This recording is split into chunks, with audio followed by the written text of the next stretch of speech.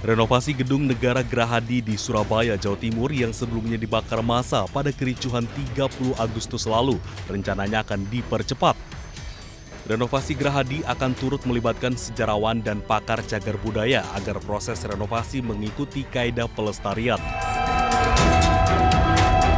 Gubernur Jawa Timur Khofifah Indar Parawansa mengaku sedih melihat kondisi material bangunan yang terbakar. Pasalnya, kayu jati yang digunakan di Gedung Gerahadi merupakan kayu jati zaman Belanda yang usianya sudah ratusan tahun dan hampir semuanya hangus. Terkait pembiayaan, Khofifah menyatakan belum ada alokasi final. Namun terdapat peluang dukungan dana dari pemerintah pusat. Khofifah menegaskan aksi unjuk rasa yang menyampaikan pendapat dijamin, namun perusakan cagar budaya tak bisa dibenarkan. Dirinya meyakini yang tega merusak itu bukan orang Jawa Timur. Saya tidak meyakini yang tega merusak itu orang Jawa Timur. Saya nggak yakin. Saya meyakini orang Jawa Timur baik. Kalau mereka menyampaikan pendapat, ya menyampaikan pendapat. Mereka orasi, ya orasi. Mereka mengkritik, ya mengkritik. Tapi saya rasa mereka tidak akan tega merusak cagar budaya. Sebelumnya bagian barat kompleks Gerahadi dibakar massa saat kericuhan pada 30 Agustus 2025. Khofifah sebelumnya juga menegaskan Gerahadi merupakan warisan cagar budaya yang harus dilindungi. Dari Surabaya, Jawa Timur, Rahmat Ilyasyan, iNews melaporkan.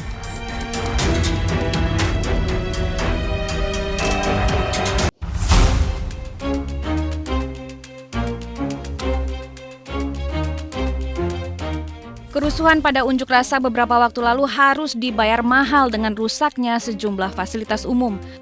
Kementerian Pekerjaan Umum menghitung total kerugian di seluruh Indonesia akibat aksi anarkistis ini mencapai 900 miliar rupiah. Perkiraan kerugian infrastruktur mencakup berbagai fasilitas mulai dari gedung-gedung DPRD yang dibakar hingga halte dan gerbang tol. Tadi pagi kan saya sudah sampaikan kepada semua wartawan bahwa kita sudah menganggarkan 900 miliar tuh untuk seluruh Indonesia ya, bukan hanya untuk DKI. Jadi insya Allah cukup lah untuk mengcover 2 JPO ini. Di Jakarta, kerugian dari beberapa halte Transjakarta dan beberapa stasiun MRT yang rusak mencapai 55 miliar rupiah. Angka ini bertambah menjadi 80 miliar rupiah jika dihitung dari kerusakan jembatan penyeberangan orang di Polda dan Senen.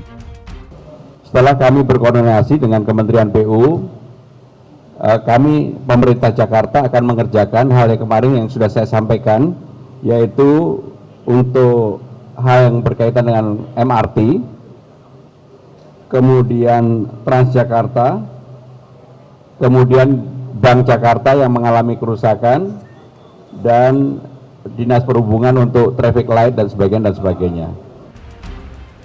Sementara itu, bila melihat dari tingkat kerusakan, Provinsi Jawa Timur mencatat nilai kerugian tertinggi dibandingkan dengan daerah lain. Kerusakan meliputi diantaranya Gedung Negara Gerahadi yang merupakan cagar budaya dan juga kantor DPRD Kota Kediri. Dari Jakarta, Ade Firmansyah, iNews melaporkan.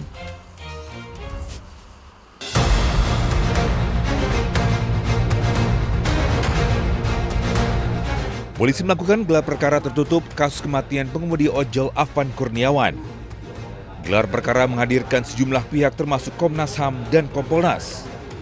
Pelanggaran HAM yang terjadi dalam kasus meninggalnya Afan Kurniawan melibatkan 7 anggota BRIMO pada Kamis malam 28 Agustus 2025 yang lalu. Sejumlah berkas perkara telah dilimpahkan ke pihak Baris Krim Polri untuk penyidikan lebih lanjut.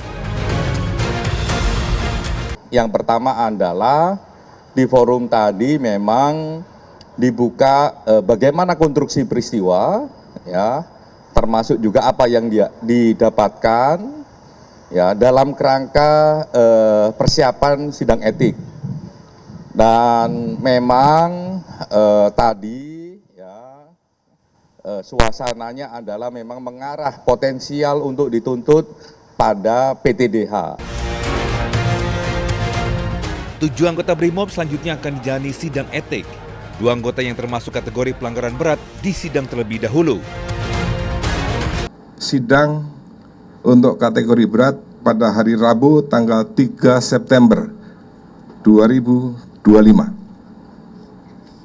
untuk terduga pelanggar Kompol K. Dan Kamis tanggal 4 September 2025 ini untuk terduga pelanggar Bribka R. Untuk kategori pelanggaran berat dapat dituntut dengan ancaman pemberhentian tidak dengan hormat atau PTDH. Sedangkan untuk 5 anggota lain yang duduk di bagian belakang kendaraan masuk dalam kategori pelanggaran sedang.